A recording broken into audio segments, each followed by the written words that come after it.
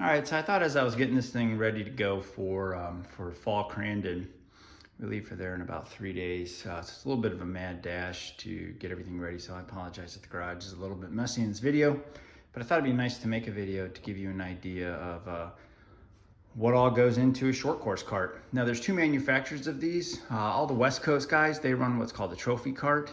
That's not legal in the series we run. We all run Aaron's models. These are made by a company, it's called Aaron's. They're out of Green Bay, Wisconsin. If you're interested, let me know. I'll get you the contact information. But they make them. The guy that manufactures them is actually KGB, Kurt Greaves Builders. I think it's him and his son that do them, Kurt and Kyle Greaves.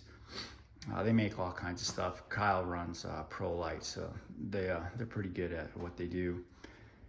Basically what you got up front is a bumper, and that's you can detach it and fix it, because certainly those get banged up during racing. That little red piece of tape right there, that is just to let the track crew know that if you're broke down, that's where you want them to hook the tow strap to. The fronts are A-arms, upper and lower A-arms, thigh joints going into the spindle. They run Walker Evans shocks. We run front brakes on ours. You don't have to. I probably won't run front brakes next year. Most of the guys aren't. They just seem to cause a lot of drag on the wheel. So they're made by Brembo. A nice brake. You know, there's nothing wrong with the brakes. It's just that you really don't need them, and it's just another thing that would allow the wheel to get hung up a little bit. As you go into it, you got your all your brake mechanism. Down there you've got a brake and then a gas pedal. The steering stem goes into a steering rack. Get your steering wheel. Now the seats that we run, they're containment seats. Ours is made by Kirky. 5-point racing harnesses, so they've got the tunnel there so they can't slide out, so the kids are really nice and safe.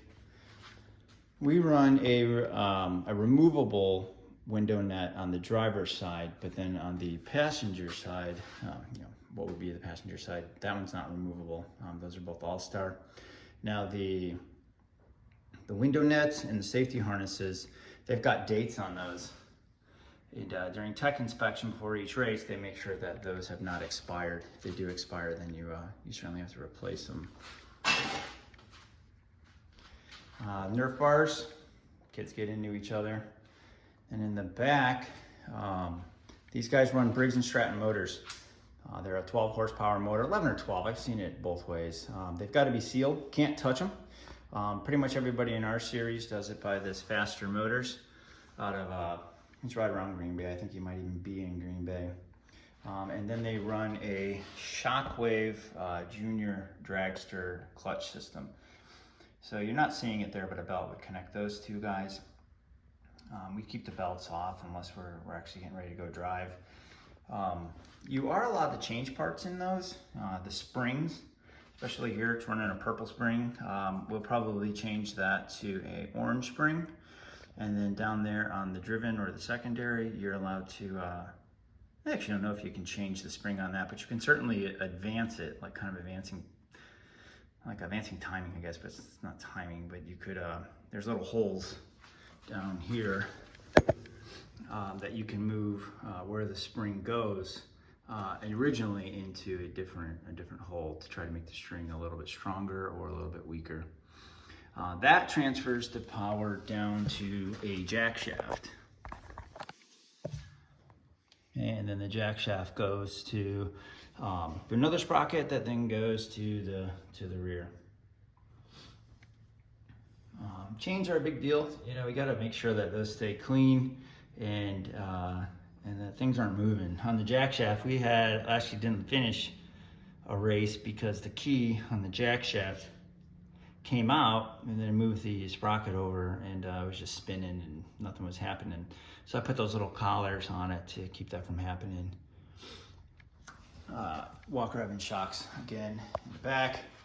The tires that we have to run are whole shot 20-inch tires in the back, 21 in the front, and then DWT aluminum rims. Fuel cell. Ours has foam in it. Some of the guys took it out. We leave it in. for no other reason other than I don't want to mess with taking it out and then having any issue for the breaking down and clogging things up. That's just a weight. We're underweight right now. It's 25-pound weight. Got to have numbers on the back, and then certainly the body's not on this, obviously. What would happen with this guy is you would actually put skins. There's aluminum skins that go all the way around it, and then the fiberglass body goes over the top of each of those, and then the top, and then a rear bumper. You know, and then the rear quarter panel's attached to here, to the bumper actually, and then to the body there, or the main chassis, and then the front body will also attach there, and then up onto the front bumper. So I was actually kind of surprised that the body attaches to the bumpers. I figured it would attach to the chassis itself, because they run into each other, you know what I mean? So those things get bent. To start this thing, you got your on-off switch, and then the start button, and then this thing here coming on down would be for the radio. That's where we put the radio, and then this will hook it up into his helmet.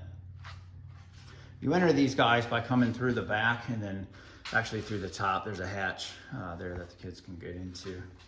They're pretty durable. I mean, we've not had too many issues at all with this guy. I mean, Caleb has run into people, and he's barrel rolled this thing once at Crandon, Spring Crandon, and other than the bumpers getting all bent up, it's pretty stout. So if you're looking to get your kid into these guys, we highly recommend it. It's a ton of fun, you know, especially if you live in Wisconsin, because most of the tracks are there. Two of them are out of there. One's in the Upper Peninsula, but it's just over the Wisconsin border, and then the other one's in Minnesota by St. Paul. So we come from Indiana, so we're hauling to get up there, and it's still well worth it for us to do. So I hope that was kind of cool for you. If you got any questions, let me know. If you want to see anything specific to these karts, I'd be happy to show you.